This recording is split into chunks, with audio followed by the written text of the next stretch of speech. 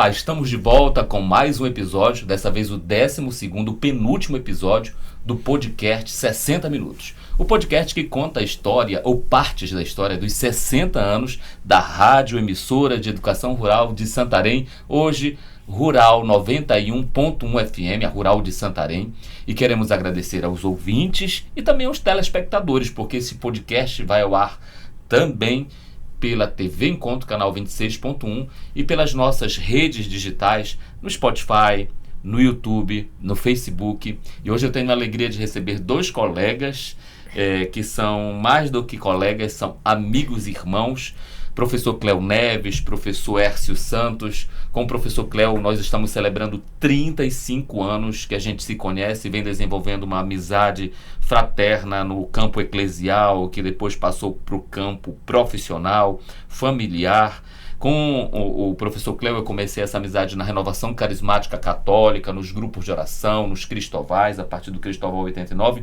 Mas olha que bonito, com o professor Hércio Santos foi no mesmo período, mas com as comunidades eclesiais de base, com a teologia da libertação, com a pastoral da juventude. Portanto, eu estou tendo assim a alegria de fazer aqui um encontro das águas de duas dimensões que se confluem sem se misturar, mas acabam contribuindo, colaborando para que a gente tenha aquilo que a gente fala na educação e na escola, que é a educação integral, uma eclesialidade da integralidade, daquela que conflui, que converge, que integra, que procura desenvolver uma chamada pastoral orgânica. E com os dois, o que é muito importante, é que a gente começou no campo eclesial e a gente foi trabalhando a perspectiva comunicacional e logo depois a perspectiva educomunicativa. Aliás, a perspectiva educativa, porque nós três somos professores. Um da área das ciências humanas, com as ciências sociais e humanas, é sociólogo. O outro, que nem eu, pedagogo das humanas, no campo da educação.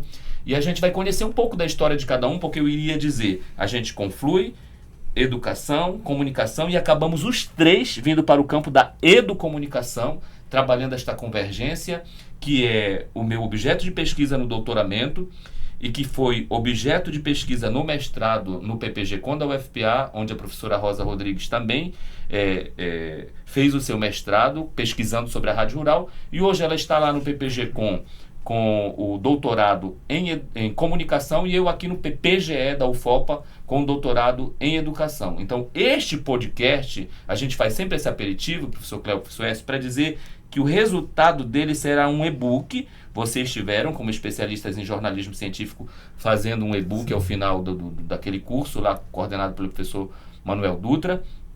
E nós queremos fazer um e-book e depois, quem sabe, uma publicação. Então é uma honra, é uma alegria recebê-los aqui para que o resultado da nossa conversa se torne uma publicação acadêmica, mas não presa ao academicismo. Uma publicação e uma produção acadêmica que sirva de fato aos interesses de comunicadores, de educadores, de pesquisadores, do povo da igreja e da sociedade em geral. A primeira parte do episódio é a apresentação de vocês. Raimundo Clecionaldo Vasconcelos Neves, eu sei o nome dele.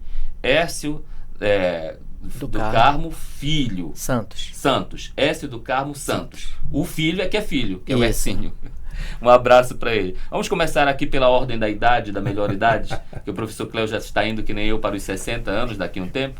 De onde é que você vem, meu irmão? Porque eu lhe conheço, muitas pessoas, mas muitas mesmo lhe conhecem, mas quem está ouvindo o rádio ou ligado na televisão pode ser que não lhe conheça. Quem é você? Olha, que alegria estar aqui participando do podcast e dizer assim, eu sou filho desta terra, porque Maria de Nazaré, minha mãe, é quilombola, era, né, falecida aqui do Urucurituba, São Ciríaco de Urucurituba. Dos campos do Urucurituba. Bem região aqui, bonita, espetacular. Né? Tem muito peixe ainda, mas tem um fenômeno que é estudado pela professora Deise da Universidade Federal do Oeste do Pará, na área da geologia, que é as terras caídas. Aliás, deixa eu abrir um parênteses, esses dias uma comunidade do interior do Amazonas, o Porto, veio Manacapuru. um fenômeno, Manacapuru. Professor Cléo, isso acontece aqui na Várzea de Santarém. Professora Lucineide Pinheiro também pesquisa também isso. Pesquisa, né? O professor Anselmo e tantos outros agora.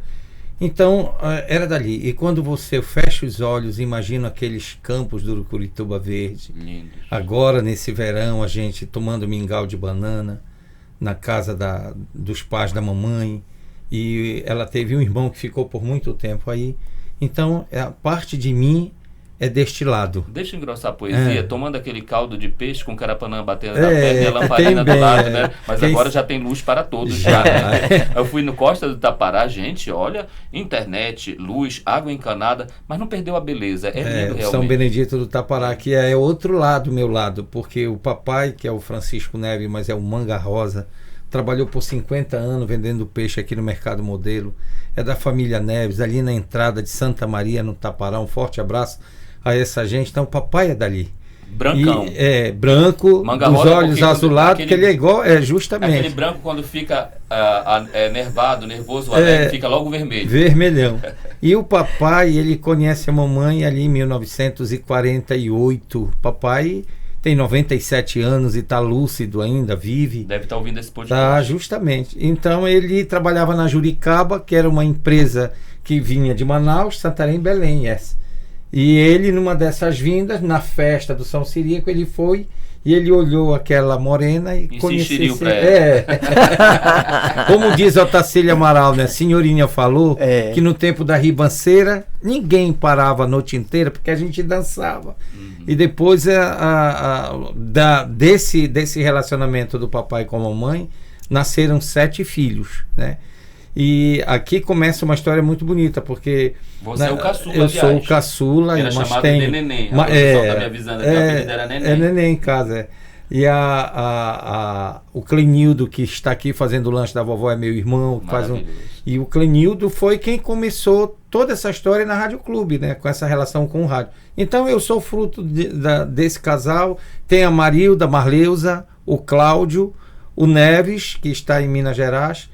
Mas tem a Maria do Socorro, que era a Rinha, que a gente chamava, né? Minha irmã caçula, e eu. Só que, Everaldo, aqui acontece uma coisa, não sei se com vocês, assim, quem vem para a cidade abre uma oportunidade. Então veja bem do que nós vamos falar, né? Olhar para o futuro. Talvez não com consciência o papai e mamãe quando casaram, mas eles perceberam que eles precisavam sair. E a saída é dolorosa, porque rompe com a tradição. Com as raízes. Rompe com as suas raízes, com a sua história. Arrancado da sua terra. Justamente. Né? Aí você me permite abrir, porque esses dias eu refleti em sala de aula que papai e mamãe, que se conheceram no interior de Monte Alegre, como vocês sabem, lá na Mulata, como crianças, cresceram, namoraram, casaram, depois coisaram, como eu brinco, tiveram os seus filhos, 5 filhos lá, 4 filhos lá, já eu e o Geraldinho aqui, e vieram. Eu na barriga da mamãe. Eu fui gerado em outubro, nasci 5 de julho, 9 meses depois, né? Eu estava vendo outubro, novembro, dezembro, janeiro, fevereiro, março, abril, maio, junho, julho, 9 meses. Não foi fácil, eu estava pensando nisso, professor, que o senhor está dizendo. Sair do seu lugar e vir para a cidade em busca de uma vida melhor, mas por um universo urbanizado completamente diferente do rural. Os seus pais passaram por isso? Passaram por isso. Papai sai da casa dele aos 14 anos. Ele é entregue ao Oscar Santos, que era o dono da Juricaba, que viajava. Então papai sempre teve esse envolvimento. Trabalhando muito. Então, e ali a juta, nessa época, nós estamos falando na década de 40, a juta era um meio de sustento. A juta era a soja de hoje. Soja de hoje. Então ele veio para a cidade e ali no bairro da Aparecida, né, ele conseguiu fazer uma casinha e como eu disse, quando vem os primos. Então veja bem, nós somos 7 irmãos naturais, mas nós somos uma família que chegou a ter em casa 20 meninos, Everaldo. Os primos tanto da parte da mamãe, dos irmãos e das irmãs da mamãe, como da parte do papai. Então o papai e a mamãe acabou sendo a referência na cidade de pai para todos os outros. E que muitas vezes vinham, não sei se a minha família era assim, na tua deveria ser na do Oeste, para estudar. Justamente. Em busca do estudo que não tinha lá no Então, assim, aquela história, ele faz o sacrifício para que através da educação a gente comece a buscar mudar a nossa história, fazer um outro. Então, eu de novo, eu digo, não sei se com consciência, mas ele deu esse passo, e esse passo foi decisivo para a gente mudar a nossa história, né? Para a gente começar a construir uma outra narrativa. E vocês foram radicados, então, no bairro de Aparecida. Até onde a casa dele está hoje. Até hoje. Na SEB mais antiga, uma das mais antigas dali. A SEB Frei Vicente, a SEB do Distrito 1, que era na época o grupo de vizinhos, né? Você sabe que o Frei Vicente, quando estava acontecendo o seminário de vida no espírito com os frades franciscanos e Dom Tiago em Emaús, ali em 73, quando Dom Tiago era o bispo, e Frei João conta isso. Eu estou falando porque a Frei Vicente, vocês conhecem lá em casa, é aquela rua que passa perpendicular ali, paralela a Haroldo Veloso. E ele sofreu um acidente, né? Um acidente de avião e morreu quando eles estavam realizando o seminário. Então, a sebe de vocês é em homenagem a Frei Vicente. E olha o registro que tu fazes, é muito bacana, porque o Paixão me contou, o Frei Paixão, que ele foi buscar um menino em Itaituba para fazer uma prova. Para buscar um menino em Itaituba para fazer uma prova. Olha... De avião. De avião. Olha a responsabilidade, a consciência. Quer dizer, ele morreu em missão. Missão. Né, agora eu vou fazer como o padre Gilberto Sena no Rural Debate. Segura só um pedacinho aí. E vamos ouvir esse outro lado da moeda aqui, da história.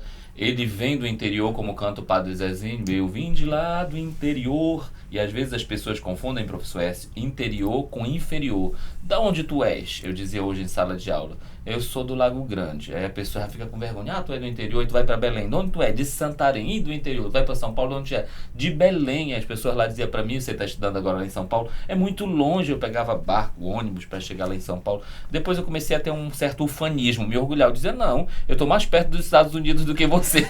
Vocês atravessam o país. Então, ser do interior não é ser inferior. A filosofia nasce no interior. Quando vão apresentar Jesus para Natanael, ele disse, pode vir alguma coisa boa de Nazaré? Então, geralmente, o centro trata a periferia como inferioridade. Mas ele falou aí de coisas tão bonitas. E você, irmão, vem do interior também? Sim, venho do interior e temos alguns pontos em comum já a partir da fala do Cléo, um pouco da origem dele. Eu também sou de uma região de Várzea, Ribeirinha, só que é do outro lado, um afluente do Amazonas, que é do rio Ituqui. Olha só, bora mandar um abraço pro Ituqui, porque Sim. já a gente falou Campos do Urucurituba, a região do Tapará, regiões lindíssimas. Você está ouvindo agora, gente? O Écio Santos é daí do Ituqui, e assim como o Cléo é botafoguense, e o Minael é botafoguense, o Otto Santos é botafoguense, Van Sadek é botafoguense, tem muito ituquiense. Carlos Jaime, sabe o que eu descobri aqui que é de Ituqui? A Aurenice Gable, que eu achava que era uma... ela é de lá, da região. Então tu és de Ituqui. Exatamente. E aí de que parte do Ituqui fica à vontade? Não só da parte não só esses irmãos, mas também outros que participaram, inclusive estão atuando na igreja do modo geral, são oriundos, inclusive irmãos candidatos da escola diaconal, também um deles é da região do Ituqui. É uma região grande. Né? O rio Ituqui ele inicia aí no afluente do Amazonas, na direção para quem vai para Alenquer. Ali de Aracampina para lá? Não, antes para cá. Um pouco, Aracampinas já é o Amazonas, então é por trás da região de Aracampinas. E lá tem várias comunidades. A primeira que é Nova Vista, depois São José, São Raimundo, São Benedito, Conceição. Eu conheço Patos. E aí vai essa parte de rios, porque também a região do Ituqui é uma região também de Planalto, que vai pela estrada. Ali entrando pelo Guaraná, né? Isso, exatamente. Inclusive tem uma comunidade que ela é, como eu posso dizer, ela na região de Planalto, que é cabeceira do Marajá, tem um centro de formação, inclusive foi iniciado e construído pelo então padre Cléo, Cléo Alves, e leva o nome da mãe do nosso irmão Carlos Jaime, dona Leonor Mendes, um centro de formação que hoje está muito bem modernizado. Então, essa humilde pessoa que vos fala, sempre digo isso, né? Chama-se Hércio do Carmo Santos. Eu nasci na comunidade Conceição do Ituqui. E meus pais, meus avós também são de lá. Oriundos, alguns são oriundos do Nordeste, do Ceará. Também tem os meus avós, por parte da minha mãe, são todos brancos. E os meus avós, por parte do meu pai, já são todos morenos que nasceram também com essa convergência do povo que estava lá. Essa convergência de negros, brancos e indígenas que todos nós trazemos, mas fala o nome para não ficar devendo, do papai e da mamãe. Exatamente. É filho do seu Olímpio Pereira dos Santos. Se você perguntar quem é, ninguém sabe, mas se perguntar o seu Mimi, todo mundo sabe. Mimi Pereira. É a marca, e Dona Maria Madalena do Carmo Santos, que há 15 anos ela já está na glória celeste. E uma coisa interessante, foram os meus avós maternos e paternos que estavam lá também, que ajudaram a organizar, construir a comunidade Conceição do Ituqui. E nós viemos para cá... Conceição do Ituqui por causa de Nossa Senhora da Conceição ou não? Sim, exatamente. Atualmente, nós estamos morando na comunidade São Benedito do Ituqui, um pouco mais acima. Nós que você fala a sua família. A minha família, né? Você depois vai dizer sim, que mora aqui em Santana. Exatamente isso. Para ver como as coisas vão acontecendo, e eu vou dizer o porquê disto, é que quem veio oriundo do interior, dessa região de Várzea, sobretudo do Ituqui, procura casas próximo aí o Mercadinho da Prainha, por exemplo, Porto dos Milagres. E deixa eu fazer só um parênteses, porque na entrevista com o Padre Ademar e Ângela Tereza, até que eu não sei se vocês ouviram, assistiram, eles também fazem esse resgate da região ribeirinha da qual eles vêm, de onde eles vêm. E eles lembram uma coisa interessante que eu trabalhei ali na escola Aloysio Lopes Martins durante quase 4 anos. Então aquela região do Maracanã, da Nova Vitória, agora da ocupação do Juá, também tem muita gente que vem da região de Rios, mas do Arapiuns e do Tapajós. No seu caso, essa de Santana, a Grande Olha a geografia. Muita gente do Ituqui. Cléo vem aqui da frente e vem para Aparecida. Então os ribeirinhos vão se ocupando. Exatamente, isso mesmo. Então nós viemos para cá em 1970. Eu estava com 2 anos. Eu sou o 5º filho, né? Nós somos 10, éramos 10, mas o que nasceu depois de mim eram gêmeos, mas não vingou, como o pessoal dizia. Então ficamos 9, e depois a gente ajudou a criar 2 sobrinhas que também consideramos como irmãs. E nós viemos em 1970 para cá com uma concepção muito forte dos meus pais. Eles vieram para a cidade por causa da gente, porque eles queriam que nós estudássemos, coisa que eles não tiveram oportunidade lá no interior. Era muito difícil. No máximo você chegava ao 3º ano, 4º ano. Pronto, quem sabia ler e também fazia conta, ali já era praticamente suficiente, porque a dificuldade era muito maior. E aqui a gente faz só uma demarcação. Não esqueça assim, então, da geografia da fala, que eu quero que vocês também abordem. 40 anos, 50 anos se passaram da nossa vida e nós ainda vivemos esse abismo da não universalização da escolarização básica e média para as comunidades do interior. É um desafio. De 40, 50 anos que a gente veio para a cidade estudar. Hoje você tem, claro, algumas escolas e tudo mais, mas ainda tem escola que tem ausência, por exemplo, da formação do médio. Nós, para fazermos o superior aqui, tinha muita gente que ia para Belém ou Manaus. Hoje nós já somos uma cidade universitária. Mas você veio então com a família e está fazendo para estudar. Exatamente, para estudar. Então havia uma dificuldade muito grande, maior do que a hoje, dos meus pais poderem estudar. E o que é assim, o que eu vejo muito forte na atitude dos meus pais, sobretudo o meu pai, ele sempre trabalhou na lavoura, na roça, plantando. E como então fazer daqui em diante? Ele deixou não tudo, mas praticamente tudo que ele fazia lá, e veio para a periferia de Santarém. O bairro estava em 1948, foi criado aquele bairro, e nós chegamos em 1970. E agora, ele trabalha, a vida dele na roça, veio para a cidade para receber, nem era um salário. Então ele se sujeitava, meu pai, a trabalhar para os outros, como ele dizia, né? Inclusive ele chegou a trabalhar na TCJ, que era o bambambam, o grande ciclo, de emprego, de trabalho, para sustentar a família. Exatamente. E o que é interessante é que antes dele vir trabalhar na TCJ diretamente, ele já desempenhava indiretamente esse serviço para a TCJ, porque ele plantava juta. Então, na época de lavar, sobretudo quando a água estava chegando, né, tinha que lavar a juta e tirar antes da água tomar conta. Então a gente fazia, era aqueles feixes enormes de juta, passava os barcos, vendia, etc., todo esse trabalho. Então, por conta dessa questão, é que nós viemos para Santarém e nos alojamos no bairro de Santana, que tinham poucas ruas, muitos caminhos, muita floresta, muita mata ainda.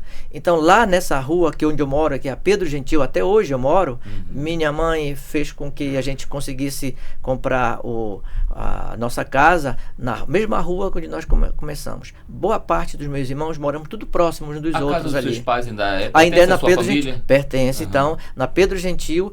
E, por obra de Deus, a 4ª igreja de Santa Ana, ela foi parar bem próximo da nossa casa, que é a atual agora. Antes, a igreja de Santana, ela iniciava lá na beira do rio Tapajós, e depois foi para um morro, chamava a Igrejinha de Santana, e perto de uma sede social chamada Panorama. O Cléo deve lembrar muito bem disso. Onde fica aquela escola municipal ali do lado, né?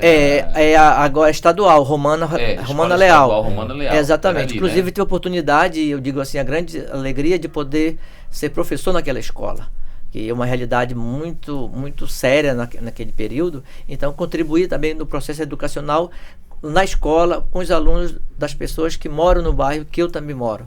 Eclesiologicamente falando, a comunidade de Santana, ela é mais antiga do que a comunidade Cristo Libertador. Sim, ela é a comunidade vovó que chama, né? Eu tô falando disso porque ela faz parte da paróquia de Cristo Libertador, mas é uma comunidade muito mais antiga do que a instituição da paróquia e da sede da paróquia, que é o nosso bairro da Interventura, que foi em 72. Vocês lá foi em 1948.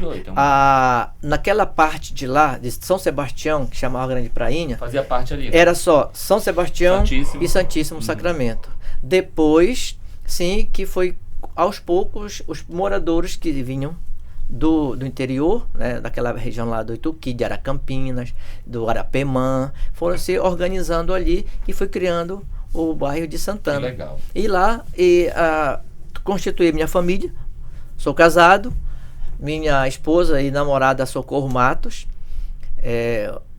meus sogros também já fizeram a sua parte com o seu Cipriano Matos e a dona Aurora. E desse nosso casamento, nós temos um casal, né? O Hércio Filho e a Cláudia Emanuela. E agora, avô de primeira viagem da pequena Lara Maria, que é filha do Hércio Filho. Que legal, obrigado. E a gente vai lembrar dos momentos felizes que nós tivemos lá naquela maloca, na saudosa maloca da sua casa, né? Ela continua, só que ela não está mais com aquela mesma estrutura, mas continua uma maloca para servir o povo. O professor Cléo fomos muitas vezes, já deve estar lembrando com a professora Luísa aqui no Colégio Santa Clara, a professora Rosa, reunimos para revisar ali o diretório de comunicação da CNBB, com o Dom Flávio, aniversários, momentos, que alegria poder estar com vocês. Professor Cléo, eu lhe conheci na igreja em 89, no campo da música, como ministro de música, como animador do Cristóvão 89, mas você também tocava no mundo secular, tocava na noite. Como é que se deu esse seu encontro da arte para a comunicação? Depois eu sei que pelo testemunho da professora Exilda Rodrigues Maranhão, você veio para a pedagogia, veio para a área da educação, começou a administrar a escola e tudo mais, mas eu quero assim esse cerne para saber como é que você fez o percurso até chegar aqui na Rádio Rural. É a escola. Eu sou fruto dessa parte de música, porque em casa mamãe e papai eles tocaram. Sempre tocaram. O papai ainda de vez em quando, ontem a gente conversando com ele, olha, vem afinar meu violão. Assim. Então a gente sempre viveu num ambiente muito festivo. A sua mãe tocava também? A mamãe tocava. E a mamãe, ela sempre foi muito, mas muito de fazer celebração por tudo. Então, para você ter uma ideia, olha o que eu vou dizer. Quando a minha irmã Marilda fez o curso de datilógrafo na década de 70, era uma autoridade. A mamãe fez uma gemada de ovo de pata. E nós comemoramos ali com a Dona Nazaré, com a Dona Maria Lavô. O título dela. O título, que era uma autoridade naquela época. Então a mamãe fazia, ela era muito divertida. A mamãe mandava, ainda naquele tempo, que a mamãe pegava e dizia assim, meu filho, leva essa palma de banana ali para Dona Mariazinha. Então nós vivíamos essa mentalidade ainda. A benção tia Luzia, a benção tio José, minha mãe mandou buscar um pouquinho de café. Quando eu chego no Colégio São Raimundo, ali eu conheci, né, como diz o Cangoia, uma outra realidade. O Colégio São Raimundo para mim foi um divisor de águas, porque as irmãs nas semanas pedagógicas, a nossa turma, hoje eu falava também com o Marlio no Banco do Brasil, e ele lembrando, tu te lembra da Sétima Série? Eu me lembrei do Cabelice, que foi quem me ensinou a tocar. O Elício de Monte Alegre veio para cá. O Elício não envelhece, né? O Elício é um cara que ele se radicou ali no bairro da Liberdade, radicou na Liberdade, e hoje ele mora na Nova República. Mas foi com ele, com as semanas pedagógicas, com os teatros que nós vivemos ali no São Raimundo, né, na época do Padre José de Lom. Então tudo isso foi me levando para desenvolver as outras habilidades que já estavam em mim. Então o tocar, a parte de teatro, né, de falar, se expressar, foi ali no Colégio São Raimundo. E o seu irmão já era comunicador? O Clenildo já. Cleonildo estava na Rádio Clube. Era um Messier e depois da Rádio Clube eu levava com o Neves a comida naquelas latinhas de... Na marmita? Não, era latinha de leitinho, que não tinha marmita, era coisa de rico. A gente levava o pote da Cujuba, essa e tudo. Você lembra daquela marmita que a gente enfileirava uma em cima da outra e carregava? Mas você levava na lata de leitinho? Na latinha, era. Era caro, a nossa chocolateira era de cabo ainda, de vassoura, com coisa. Que pregava na lata. Na lata, do justamente. Então, é verdade. E nós levávamos, depois o Cleonildo já estava na Rádio Rural, ele já estava fazendo, que o Cleonildo teve 2 fases, eu acho que foi importante, que eu acho que a gente tem que resgatar. Primeiro, no papo informal com o Edinaldo Mota, que é quando o Edinaldo Mota, né, dá o Messier Cledevar e o Lorde. Literalmente eles eram uma dupla dinâmica. Uma dupla perfeita, e eles ali viveram um auge. E hoje com o lanche da vovó. Né? Hoje o Cleonildo está fazendo uma outra experiência na fase da vida dele, que o lanche da vovó ele está no imaginário. Ele teve mais facilidade que nós 3 que fomos comunicadores de operar, porque ele já era operador, então hoje ele opera sozinho. Eu dizia para Maria e depois Rafael, o Cleonildo, vocês não vão ter trabalho, porque ele sabe operar e sabe fazer locução. Então isso foi um trabalho importante. Então é ali que eu comecei a tocar. Ali nós, com Elício, nós tocamos na noite e nós participávamos. Eu toquei com o Valtinho, Valtelino, toquei em vários, toquei no Miguel do Jaraqui, a gente tocava, eu tocava contrabaixo. Como é o nome desse aqui? Estoril? Estoril, Emanuel. Casa de Estoril era Emanuel. Emanuel, eu toquei. E a gente tocava, sempre fui ligado. Então, nesse sentido, a gente tem essa relação com a música, né? E aí você chegou começou a tocar com o Conjunto Anuncia, né? Depois já ia à igreja, porque assim, como em casa funcionava a comunidade, o grupo de vizinhos, e depois se tornou a SEB Frei Vicente, então a gente sempre foi muito ligado. Quem nos catequizou foi mamãe rezando o texto na frente da Nossa Senhora Conceição, que era uma imagem de madeira essa, e todas as noites nós rezávamos o texto em família, aquilo já era de praxe, e isso antes, porém, tinha o jantar, que é aquele bifezinho feito de marica, que eu não sei se vocês... Aquele arroz branquinho. Aquele arroz branquinho eu não sei como é esse cebola, bife de marica, como é. Né? É uma parte que é tirada do boi e que ninguém dava valor. Não dava valor. Mas era uma parte hiper macia, que ficava próximo ali se eu não me engano, daquela carne que é bem... do filé. Eu digo isso porque o meu pai trabalhou no matadouro. Sim. E ele trazia tudo isso, carne de cabeça, o miolo do boi. Destaque porque é por isso então que muitas vezes que a gente vai almoçar ou jantar na casa do professor Cléo, até hoje ele ainda gosta de bife com arroz quentinho. Com arroz quentinho, cebola, e como na casa do Tony, né? Que a gente também... Então eu acho que assim a gente aprendeu a se desenvolver e ver. Então, primeiro a SEB. Paralela à SEB, aí eu conheço a Renovação Carismática num grupo de oração na casa da Dona Vivina. Das senhoras. Das senhoras. Mendonça Furtado. Ali na Aparecida, aquelas senhoras na sexta-feira à tarde. Então, ali depois a gente levava o violão. Então, assim que começa a minha história com a igreja. Então, para mim, eu nunca tive dificuldade, Everaldo e Essa, de fé e vida. Não tem essa relação. Eu acho que mesmo o grupo que reza para mim pode ser o grupo que está nas associações do sindicato. Hoje eu sou vice-presidente da associação do meu bairro. Então, eu acho que a nossa militância, o nosso trabalho, a nossa experiência de vida, ela fala por nós. Então, né? E isso é muito simbólico. Esse saber tecer, que você sempre usa essa expressão do Edgar Morin, do saber convergir, do saber fazer articulação, eu vi muito na pessoa do Hércio naquele século XX, naquela década de 90, porque nós da Renovação sofremos também um preconceito, talvez porque hoje eu tenho minhas críticas ao ultraconservadorismo, a algumas práticas, mas naquela época talvez eu não visse como eu era, e o Hércio viu muitos momentos que eu era, já vou concluir, que eu era exagerado e às vezes até preconceituoso, me ufanava e tal, e ele soube pastorear a gente, ele e Carlos Jaime nos encontros pastoral da juventude. Então a gente via no Hércio aquela pessoa que não tinha raiva da Renovação Carismática, mas que nos chamava para o centro e para integrar. Eu acho bonito isso.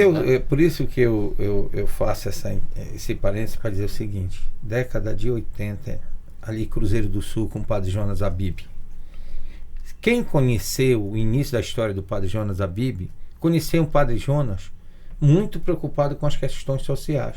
Com essa integração. Com essa integração. Então, quem dera poder compreender a vida, ou a vida é caminhar, Até porque ele era salesiano, né? Justamente. Igual Dom Flávio. Né? Foi professor de Dom Flávio. Justamente. Inclusive até sendo também membro do movimento do Focolare, que ele conseguiu. Então, integrar. A nossa formação, ela não era só para a gente rezar, era também. Mas nós discutíamos as questões de conjuntura, análise de conjuntura, nós fazíamos nos encontros naquela época, na década de 80. E para você chegar no rádio? Né? Aí a história do rádio se dá por conta da relação familiar. Em casa, na casa da mamãe, olha quem passava na casa da mamãe. Oswaldo de Andrade, o Brelach, vivia na casa da mamãe. Amigos do teu irmão. O Lorde Edgar. Né, e tantos outros nomes, eles passavam nos domingos, eles tocavam, eles iam, porque naquela época... Se confraternizar, né? Então em casa sempre foi isso. Então é o Clenildo que começa a história no rádio. Tem uma história engraçada, porque num dia chuvoso, o Clenildo trabalhava na Rádio Clube, mas quando ele saiu para fechar a rádio, isso era uma meia-noite, choveu demais e ele não conseguiu sair, porque era muita água. Então ele dorme dentro de uma rural. E naquela época tinha que andar mesmo, não tinha muito carro. Uber. Só que quando ele chega em casa, aí o papai disse: aonde tu dormiste? Ele disse: na rural. Mas como, se tu trabalha na Rádio Clube? Aí ele tem que explicar que a rural era a rural do Seu Jati, né?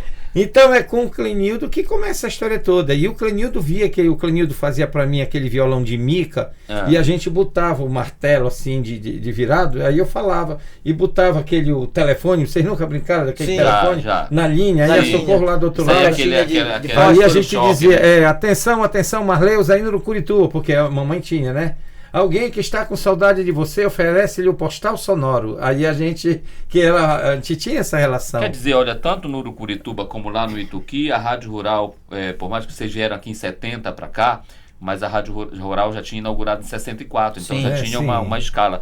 Porque Clenildo começa na Clube, vem para Rural, já eu entrevistei sobre isso aqui, mas você, diferente dele, vai para Ponta Negra primeiramente. Como é que você chega na Ponta Negra? Porque assim, Valdir Ribeiro e o Vander Luiz. Na Rádio Ponta Negra.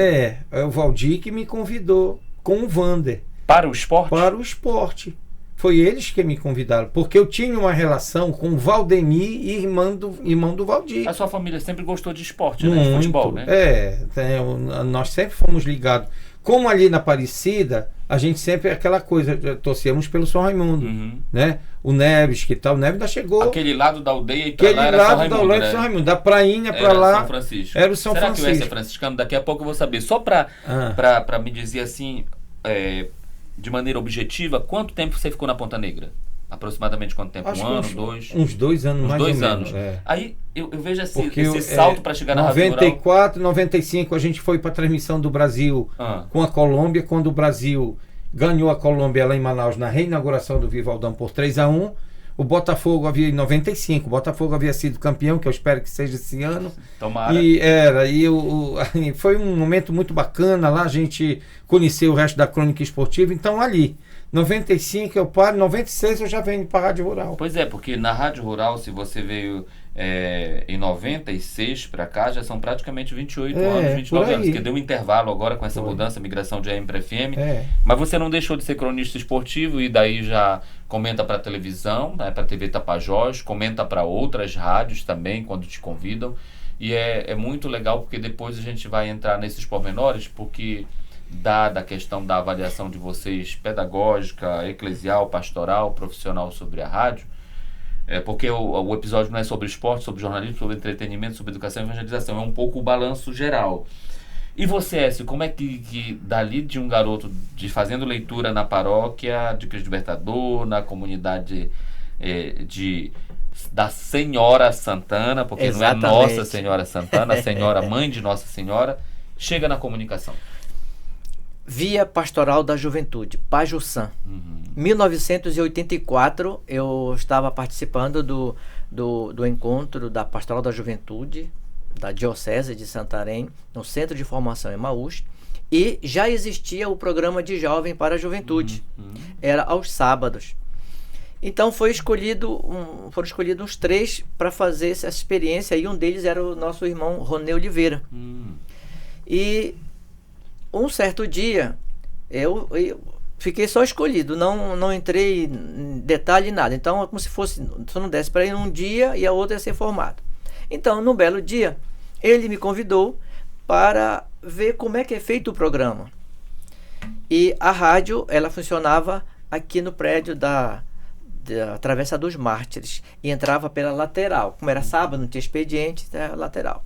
Então eu peguei uma bicicletinha, fim da tarde. O programa ele ia ao ar de 6h30 até próximo das 19h30, antes da Santa Missa. Ao vivo? Ao vivo. Então era tudo produzido, tudo trabalhado, beleza. E nesse dia arriou um toró, mais um pé d'água. Assim que eu cheguei, a chuva arriou. Quem era o operador de áudio? Messier Cledevar. Olha. Clenildo Vasconcelos. Gente. E eu fiquei lá, quietinho lá, e... Cadê o apresentador? Não veio? Rapaz, não sei até agora. Só observando. Só observando. Aí faltava 10 minutos, ele pegou um catatal de papel assim, jogou assim. Tu vai fazer o programa hoje. Gente do céu, era uma alegria nas pernas. Meu irmão, era o kikiki. A alegria nas pernas era o nervoso. Era o nervoso. Eu digo, era um nervoso danado. E eu só imaginava. O que me veio? Isso está muito forte na minha mente. A experiência do Edinaldo Mota. Eu ouvia muito o Edinaldo Mota. Uhum. À tarde era o Natalino Souza. Então eu vi um pouco como lembrei como eles apresentavam e tentei a fazer o programa. Era tudo lido, tudo produzido. Mas até então você já tinha visto o Raney apresentar? Você já tinha feito a observação? Não, era naquele dia. Só escutava. Escutava. Meu Deus. E tá. A partir dali eu comecei, gostei, mesmo com nervoso. O Clenildo te deu maior força? Deu maior força. Aí nos intervalos de uma música ele foi dando os macetes. Então isso eu guardo muito isso no coração. Você já falou com ele já sobre disse isso para ele. Será que ele lembrava? Quando ele veio para cá, que eu estava na direção da rádio, a gente trocou muitas ideias e fizemos uma memória muito boa. Né? Muito boa mesmo nesse sentido. Tá, passou um tempo. Quando foi de 88, novamente, aí eu já fui fazendo esporadicamente. Então a gente já fazia, tinha os âncoras, mas já tinha os reservas. Sua esposa chegou a apresentar? Chegou a apresentar, não o de Jovem para a Juventude, ela chegou a apresentar o programa Notícias da Igreja. Ah, sim. E ela gravava algumas vinhetas do programa do Simval também. Inclusive, na voz dela, a vinheta de abertura do Simval Ferreira ficou por quase 15 anos. Uhum.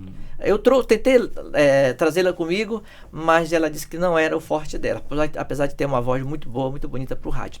Então foi a partir daí que eu escutava muito a rádio, ouvia muito a rádio, principalmente no fim de semana, quando tinha os jogos, e eu fui entender isso depois.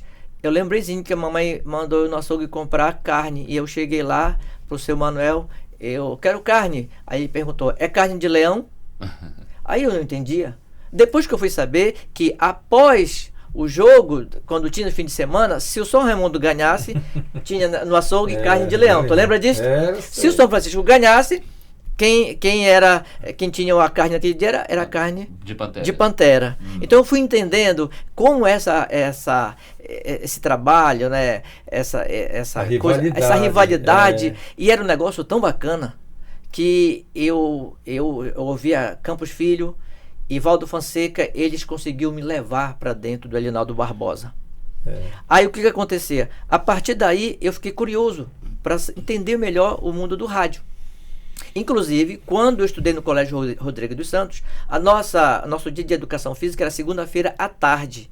Após o jogo, pela primeira vez eu vi um campo de futebol. Aliás, com as redes e tudo mais. Eu imaginava quando o Campos Filho, ou quando era o Ivaldo que narrava o gol, eu imaginava como é que a bola tinha entrado. Aí agora você estava vendo realmente ali em campo, na beira do campo. Mas eu ia dizendo assim, que eu até esqueci como o tempo avança, como ele fez a educação básica no Colégio São Raimundo, até o médio, né?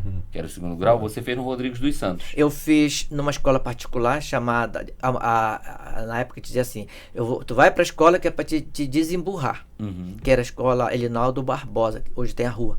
Lá. Depois eu fui para a escola Gonçalves Dias, de lá para o Rodrigues dos Santos, e lá eu fiquei até naquela mudança de Você fez contabilidade. Fiz contabilidade. E por isso que você vai primeiramente para matemática, para ciências sociais. Ciências sociais, né? Uma loucura. E aí depois fez as especializações, jornalismo científico, e também agora está fazendo em comunicação, cultura e teologia. Mas você vai falar daqui a pouco que com toda essa experiência, inclusive vindo da comunicação para ser um dos fundadores e coordenar por muitos anos a Pastoral da Comunicação, você chegou a gerir a rádio, você chegou à gestão da concepção, inclusive, e da inauguração daquilo que a gente chamava ali em 2014, 15, 16, Sistema Diocesano de Comunicação, que hoje é o Sistema Arquidiocesano. Mas segura aí, porque você faz a pedagogia, faz a psicopedagogia como especialização, faz as ciências da religião como especialização, a gestão escolar, o jornalismo científico, cultura, teologia, comunicação, educação especial, e vai para o Rio Grande do Sul fazer um mestrado em teologia sem nem saber que, a exemplo do Écio, seria convidado para ser diácono permanente da então Arquidiocese de Santarém. Antes disso, você vai e é aprovado para o mestrado em educação também da Universidade Federal do Oeste do Pará, onde você é egresso como especialista em jornalismo científico. Esse teu aporte acadêmico, que hoje, como gestor de uma escola significativa para a rede estadual, que é a Escola Nacional de Guadalupe, no bairro da Nova República, crescente também, como o seu colégio de origem São Raimundo, é a melhor escola do IDEB no Pará. Juntando comunicação e educação, você também pôde, junto a Dom Flávio, ajudar na concepção do sistema diocesano de comunicação, nessa integração da Rádio Rural e TV Encontro, e prospectar, que é uma palavra que você usa muito, os pilares de jornalismo, informação, educação, entretenimento, esporte, né, para conceber a migração da AM para FM. Hoje você está aqui no estúdio já de uma rádio que migrou, que não foi barato, como lembrou no último episódio Maria e Rafael, foi muito caro, mas nós tivemos a grande graça dos projetos. Inclusive eu quero fazer uma deferência ao nome da Letícia Cordeiro, que a Maria disse que esqueceu no último episódio. A Letícia contribuiu muito, assim como a Bruna Tárcia e outras jovens que chegaram junto a Dom Flávio e depois a Dom Irineu, para pensar aquilo que nós muitas vezes deixamos a desejar, a gestão de busca de recursos para o autossustento. Aí eu te passo a bola, porque você é um dos críticos, construtivamente falando, de que nós ficamos muito na barra da saia, no bom sentido da palavra, do nosso fundador, queridíssimo, Dom Tiago, por conta dessa capacidade que ele tinha de capitanear recursos no interior. Só que a torneira fechou e nós tivemos com as paróquias e com a própria Rádio Rural e TV o desafio do autossustento. Com tudo isso, como é que você avalia esses momentos do ontem ao hoje na prospecção para o futuro da Rádio Rural? É muita coisa. É muita coisa, né? Mas assim, Everaldo, antes, porém, de dizer que com relação à vocação a estar presente na igreja, tu me conheces muito, né? O S também, mas... Tu me conheces quando eu estou sentado. E você sabe que, mesmo na gestão, eu acho que hoje nós, por exemplo, temos o IDEB na escola de 5.4 por fundamental e 4.9 por médio. Isso significa o que em termos de estatística? Vocês estão em que posição? Nós estamos entre as 4 melhores escolas. Do estado do Pará? No fundamental? Né? E o São Raimundo hoje é a primeira do fundamental e do médio. É resultado de gestão? Resultado de gestão também, passa por isso. Mas é comprometimento de todos, é trabalhar, bem, isso dá um outro capítulo. É ter um projeto político, fluxo, pedagógico. Que não vamos falar disso, mas sobretudo também trabalhar a questão da proficiência, ou seja, daquilo que o aluno sabe. De fato. Daquilo que o aluno domina do conhecimento historicamente produzido pela humanidade. Mas eu, quando criança, para me poder fazer o link, por exemplo, eu gostava de brincar, como disse o Clonido fazia o violão de mica, eu virava o microfone, às vezes a gente celebrava uma missa, porque estava no nosso imaginário. E assim é na igreja. Então, um desses nossos encontros formativos, a fala da esposa do Écio uma vez me disse: meu Deus, o Écio sempre viveu isso. Então, eu também sempre vivi isso. Há quase 40 anos. 40 anos. Então, não é uma coisa construída aqui, olha, o fulano foi escolhido porque ele é bonito. E tu sabes que eu relutei ao chamado quando você foi um dos mentores, porque na época, o Écio aqui é testemunha, Dom Flávio, nós estávamos discutindo uma igreja ministeriada, né? Nós não estávamos discutindo no diaconado permanente, não se falava nisso. Uma diaconia. De pastores de comunidade. Pastores de comunidade. Que poderia ser homem e mulher, né? Porque o que é que está acontecendo? Nós estamos necessitados de pastores que estejam lá na ponta. Então, a turma que está se formando, ela é gente que vem do interior, dos rios, do Planalto, da cidade. Com diferentes níveis de ensino. De ensino, e com 4 anos de formação. Então, eu acho que isso dá um outro salto né, para que a gente vá nessa direção de estar junto do povo. Então, isso é uma coisa. Com relação ao rádio, Everaldo, eu vejo assim, a Rádio Rural, ela não foi pensada para ser uma empresa. A Rádio Rural foi pensada para fazer o quê?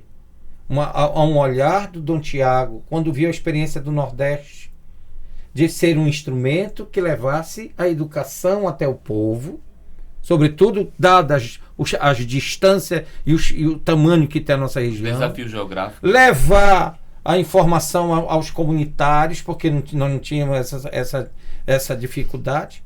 Então, ela não foi pensada como outros sistemas, como nós temos Sistema Tapajós de Comunicação, Sistema Guarani de Comunicação, então ela não foi pensada nisso. Então a preocupação última era essa, ganhar dinheiro por ganhar.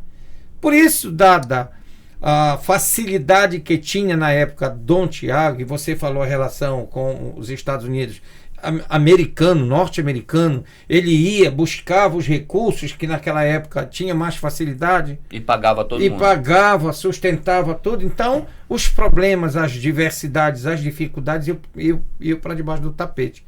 Inclusive, quando nós tivemos uma leitura, não sei se tu lembras, quando o Padre Auricélio esteve, que foi feita toda uma leitura historicamente como era a Rádio Rural, a gente, poxa, mas como não se sustentava, não é? Por conta dessa visão. Então ela nunca foi vista como ela está sendo hoje, vista como uma empresa. Ela era vista como um meio de comunicação de uma diocese. Uma paróquia. De uma paróquia. Aliás, e até as paróquias, deixa eu fazer um adendo aqui, hoje tem que trabalhar na perspectiva da gestão. Todo bispo também tem que ter, se autossustentar. Um perfil gestor, não é?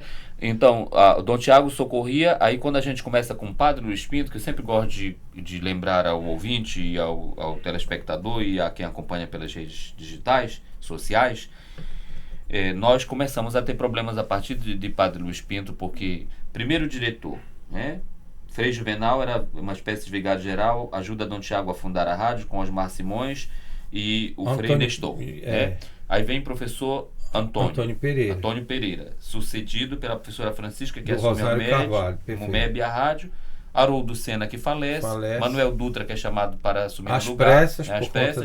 Depois ele prefere ficar no jornalismo, então chama-se Padre Luiz Pinto, que é o primeiro padre de fato da então diocese a ser o diretor. Auxiliado, começa essa história dos gerentes, pelo Eduardo dos Anjos, que vem de Belém para ser gerente dele. Depois, Padre Valdir Serra, que também tem gerência. Depois, Padre Edilberto Senna, que também tem gerência. São padres que não têm a habilidade, talvez, comunicacional ou administrativa, mas estão ali para o serviço pastoral.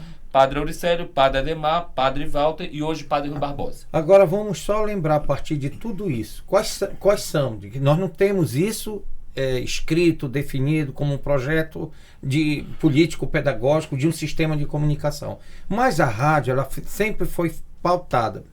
Vamos lá. Primeiro eixo. Evangelização. Uma evangelização libertadora. Encarnada. Tá aí os programas que advêm disso tudo, né? Os salmos que a gente lembrava um dia desse. A Bíblia em Sua Vida hoje. A Bíblia em Sua Vida e tantos outros programas que o podem nos ajudar. Nossa Voz é a Nossa Vida, Cantando a Esperança, de Jovem para a Juventude, a bordo da catequese. Aí, com a missão da evangelização, primeiro serviço, educação. Não, perfeito. Estamos aqui na evangelização. Só que quem paga isto? Tá vendo? Como a gente chega, então a pergunta é, não basta tu ter o programa e falar 2 horas. Falar 2 horas, porque é da diocese. Não, isso tem custo, tem energia, tem cabo. Hoje, olha aqui, tem custo. Então veja como ainda é muito... Quando você, Cléo, desculpa, professor, quando o senhor começou a perceber isso, porque o Écio começou, quando ele assumiu, desculpa a expressão, a batata quente. Quando você começou o vulcão já estava explodindo. A perceber isso na rádio, pela experiência também da gestão escolar? Pela experiência da gestão escolar e pela aproximação que tivemos, sobretudo com gestores e primeiro com o Dom Lino. Sim. Né? E essa conversa, essa compreensão da gente olhar as coisas de fora, da gente estar vendo, não tem segredo. Hoje, por exemplo, a Rádio Tupi do Rio de Janeiro, que tem o Belisário, Santareno Belisário, que não esquece daqui desta casa e não esquece as suas origens. Sim. Ele faz um programa de 4 às 6 da manhã e não esquece. Mas ele sabe ali compreender como A emissora tem que se profissionalizar, que é o que a gente... Isso vai para o futebol, isso vai para todos os outros sistemas, né?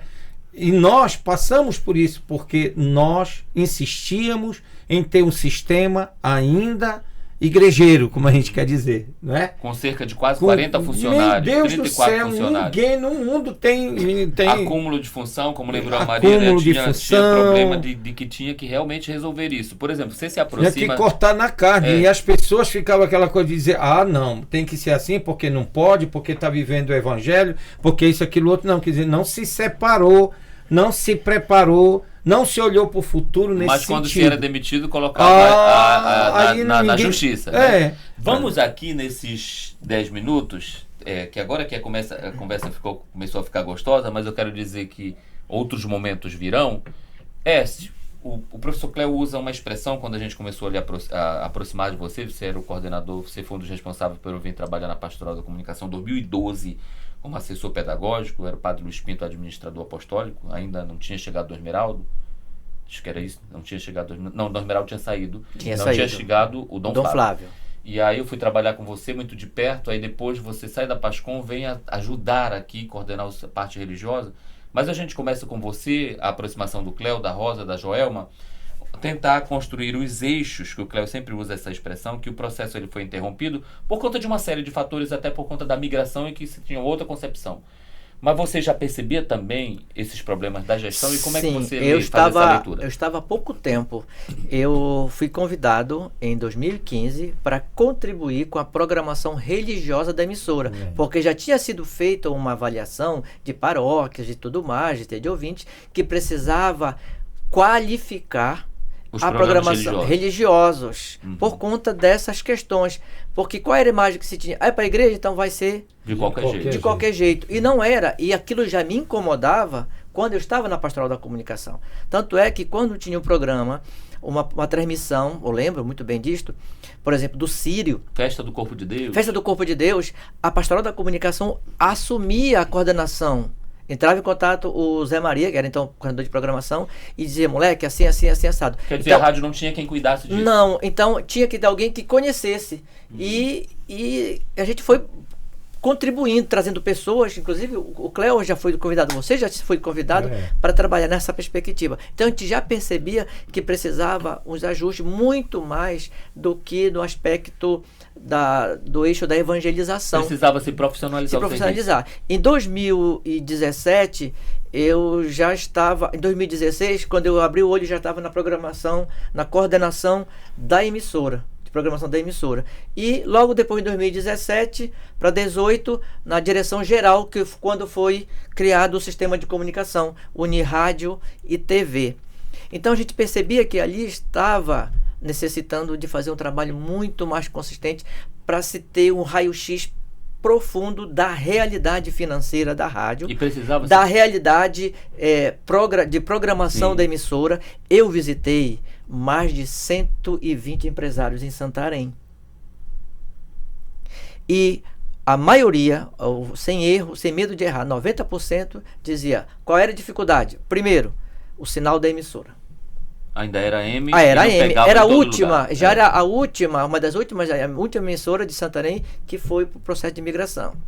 Segundo, uma programação que precisava ser mais atualizada. Era isso que era dito. Mais atualizada e etc. Tantas coisas. E ainda tinha, só um parênteses aí, os movimentos sociais que vinham nos finais de semana, sobretudo no domingo, e usavam o microfone para dizer das reivindicações justas e dignas de cada movimento, mas também que às vezes iam, como lembra o professor Cléo, de encontro à expectativa do empresariado, do agronegócio. Então havia ali um conflito, uma crise, né? E além dessa crise, uma das dificuldades muito presentes na programação, no eixo da evangelização, sobretudo na programação religiosa, é que não se tinha apresentadores fixos.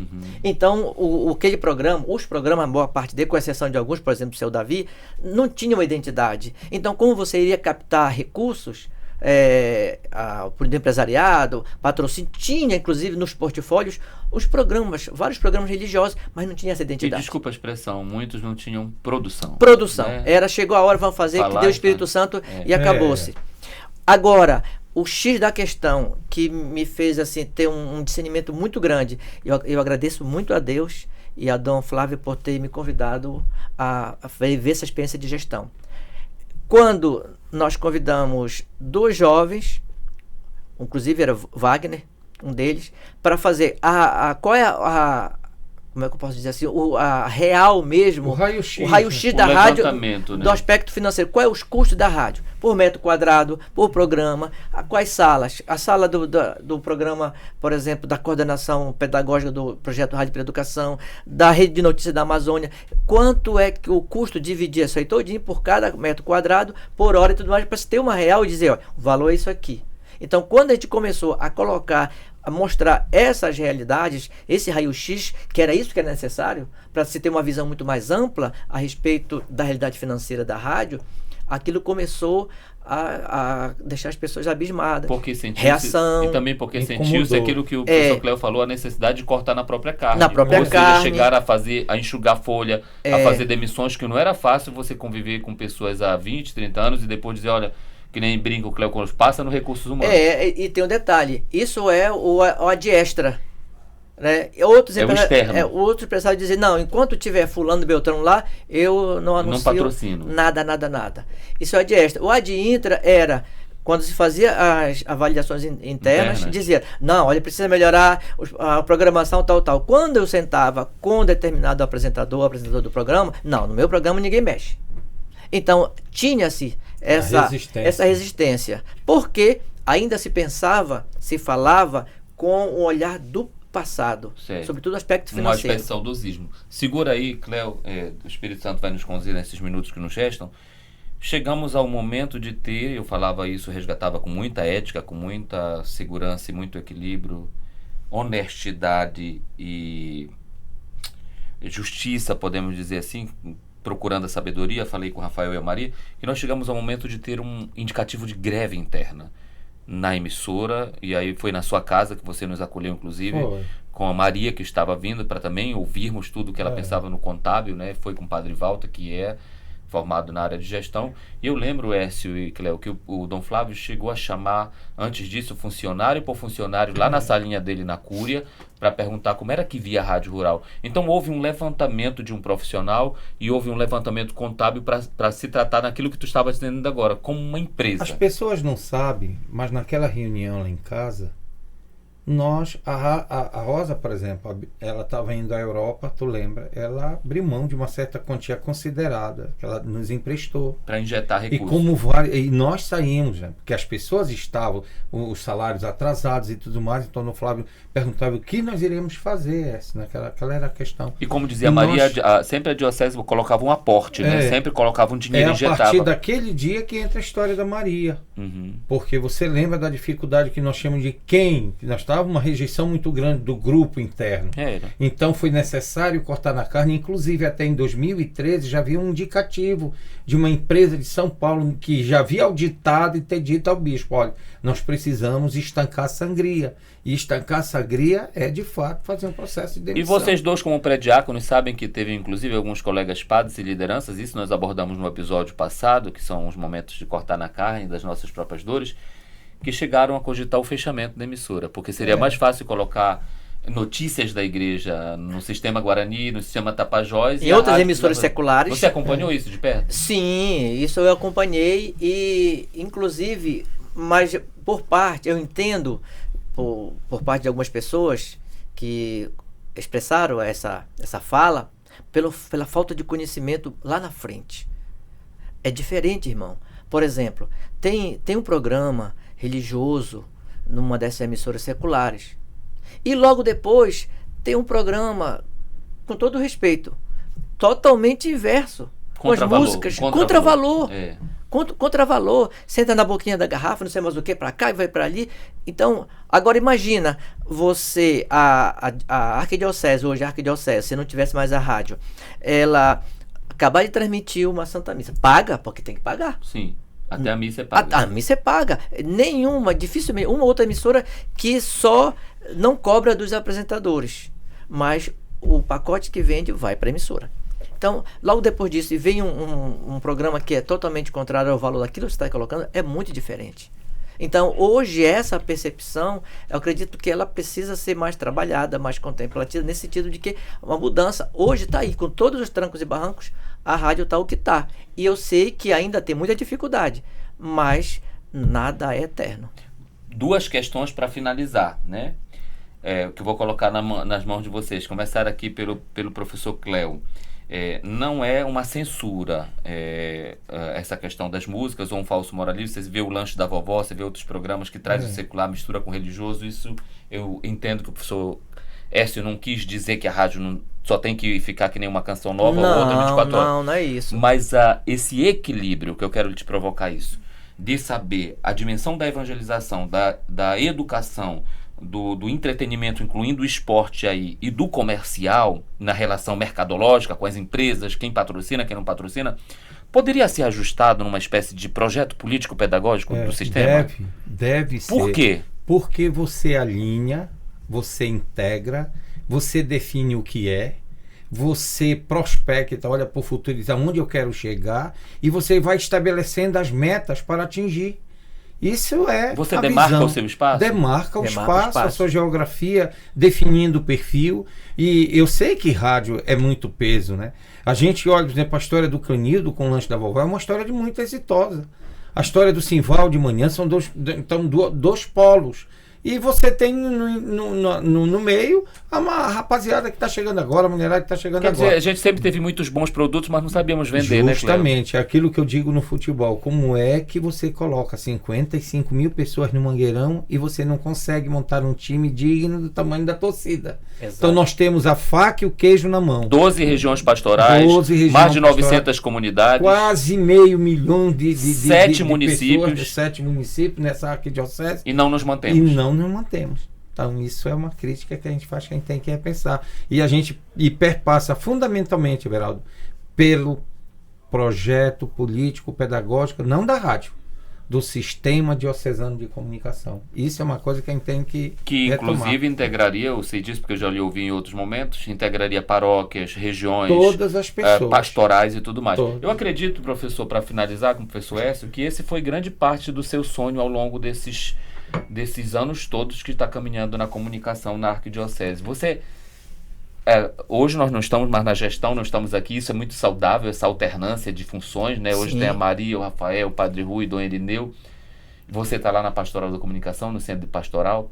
Ainda continuas muito otimista de que a rádio vai crescer? Ela chegou aos 60 anos com todos esses percalços, essas dificuldades. Você ainda continua esperançoso? Eu acredito, sim, eu tenho muita esperança, não do verbo esperar, mas do verbo esperançar mesmo. Porque o grande gargalo para esse momento de transição do AM para FM está se atravessando.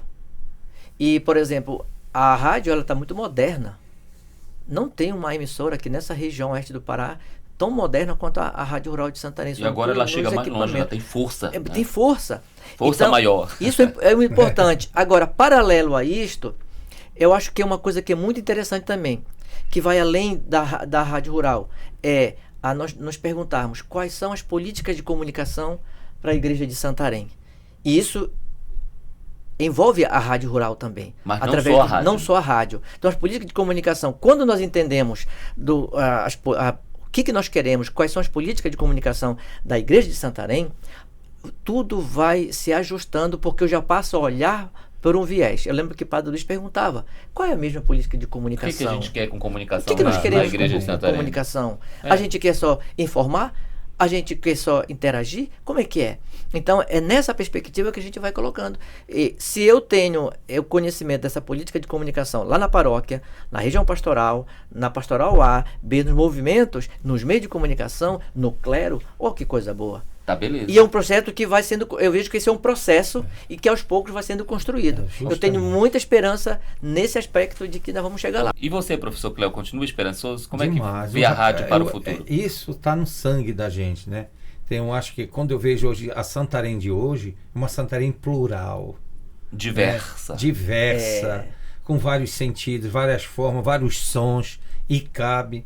Então eu acho que a nossa perspectiva de fato é partirmos de um projeto que a gente saiba o que a gente é e aonde a gente quer chegar e como levantar o recurso para manter isso e atingir cada vez mais, levando uma comunicação de qualidade. O que canta o Zé Vicente, olhar o passado para animar o presente, rumo ao futuro, justamente. Não esquecendo nossas origens dos campos do Curituba, verdade. Do Tapará, do Ituqui. E muito obrigado, foi um bate-papo muito gostoso. Esse foi o penúltimo, no próximo já será o último desse projeto que nós trabalhamos 13 episódios. Foi uma alegria conversar com esses dois comunicadores, dois educadores, dois educomunicadores. Agradecendo você que até agora esteve conosco pelo rádio, pela televisão e que vai eternizar-nos nas suas redes digitais. Até a próxima.